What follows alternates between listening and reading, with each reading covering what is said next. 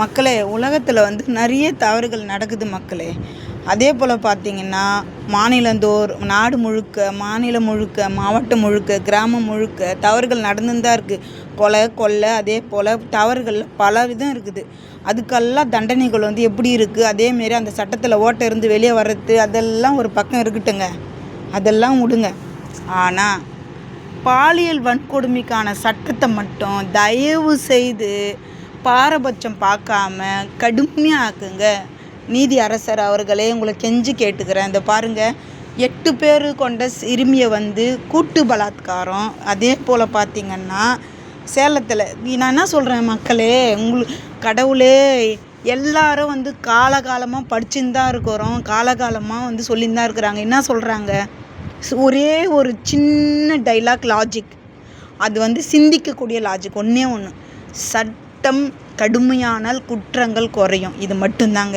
அப்போ ஏன் வந்து சட்டத்தை வந்து கடுமையாக்க ஏன் யோசிக்கிறீங்க? தவறு பண்ணது உண்மை, அந்த தவறு நிரூபிக்கப்பட்டு விட்டது. கோர்ட்டில் பல பேருக்கு முன்னாடி வாதாடி அந்த தவறை வந்து என்னென்ன ப்ரூஃப் இருக்குது எல்லாமே நிரூபிக்கப்பட்டுட்டு உள்ளே போகிறாங்க. எப்படி அவங்க வந்து 6 மாதத்துலேயே 1 வருஷத்துலேயே வெளியே வரத்துக்கான வாய்ப்புகள் சட்டத்தில் ஓட்டை ஏன் இருக்குது? நான் என்ன சொல்கிறேன், நிரூபிக்கப்பட்ட தண்டனைக்கு ஓட்டை இருக்கக்கூடாது. அந்த ஓட்டையை அடைங்க. குறிப்பாக பெண்கள் பாலியல் வன்கொடுமை, இப்போ பார்த்திங்கன்னா ஆண்களுக்கு ஆண்களும் வந்துடுச்சு, பெண்களுக்கு பெண்களும் வந்துடுச்சு. அது என்ன கன்றாவினே தெரில. நான் என்ன சொல்கிறேன், பொதுவாக பாலியல் வன்கொடுமை, சீண்டல், பெண்களோ ஆண்களோ, குற்றம் என்ன? பாலியல் வன்கொடுமை. சட்டம் என்ன? கடுமையான தண்டனை. அந்த தண்டனை எப்படி இருக்கணும் தெரியுமா? பாகுபலி படத்தில், பெண்கள் மீது கை வைத்தால் வெட்ட வேண்டியது கைகளை அல்ல, தலையை, அப்படி இருக்கணும். ஒரு குழந்தையோ, ஒரு வயசானவங்களையோ, ஒரு பெண்ணையோ ஒருத்தர் பாலியல் பலாத்காரம் செய்கிறான்னா அந்த குற்றம் வந்து நிரூபிக்கப்பட்டால் அவனை வந்து கடுமையான தண்டனையான தூக்கு தண்டனை, அதுவும் வந்து 30 நாட்களுக்குள் நிறைவேற்றப்பட வேண்டும். குற்றம் சரியான ஆதாரத்தோடு நிரூபிக்கப்பட்டால் அவனுக்கான தண்டனை 30 நாட்களுக்குள் நிறைவேற்றப்பட வேண்டும். ஏன்னா அந்த பெண்ணோ இல்லை ஆணோ இல்லை யாரோ அந்த வன்கொடுமை செய்துட்டு அந்த குடும்பத்தில் இருக்கிற தலைநோவு இருக்குது பாருங்கள், யோசிச்சு ஒவ்வொரு நொடியும் அந்த பெற்றவங்களும் சரி, அவங்கள சார்ந்தவங்களும் சரி, அவன் நம்ம கையில் கிடச்சா அவனை கொன்று இல்லாமல் வெட்டி இல்லாமன்னு தூக்கம் இல்லாமல் எப்படி, ஐயோ அம்மா. இது என்ன உதாரணம்னா, மகாராஷ்டிராவில் எத்தனையோ நியூஸ் இருக்குதுங்க.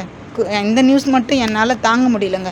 மகாராஷ்டிராவில் இப்போ நேற்று முந்தா நேற்றோ ஒரு கிழவன் வந்து, அவன் பார்த்திங்கன்னா 2019 எப்போ சொந்தக்கார குழந்தையே ஒன்று பண்ணி உள்ளே போய் 6 மாதத்துல வெளியே வந்துட்டான். அதுக்கப்புறம் சமீபத்தில் ஒரு 3 வருஷத்துக்கு முன்னாடி ஒரு லேடியை பாலியல் வன்கொடுமை பண்ணி போஸ்கோவில் உள்ளே போய் மீண்டும் வெளியே வந்துட்டான். மீண்டும் அதே வேலை. 3 வயசு குழந்தையவா, இங்கே கண்ணுக்குட்டி இருக்குதுவா அப்படின்னு சொல்லிட்டு மாட்டு தொழுவத்தில் எடுத்துன்னு போயிட்டு குழந்தைய நல்லா இது பண்ணிவிட்டு அப்படியே கொலை பண்ணி, அந்த சாணிலாம் இருக்கும் பாருங்கள், மாட்டு இதுவில் வந்து சாணிலாம் ஒரு பக்கம் போட்டு வச்சுருப்பாங்க எருவுக்காக, அந்த சாணிலே அப்படியே குழந்தைய பொச்சி வச்சுட்டு வந்துட்டுக்கிறாங்க.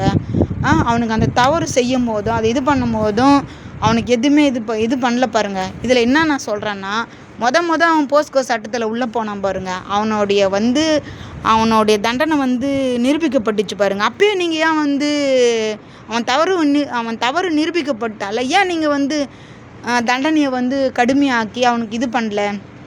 அதனால் கொள்ளை அது வேறு சட்டம், அதுக்கு ஓட்டை இருக்கட்டும், என்ன இருக்கட்டும், அந்த ஓட்டையை அடைக்காமல் போங்க. நீதித்துறை அவர்களே, உங்களை தான் நான் சொல்கிறேன், அதை விட்டுருங்க.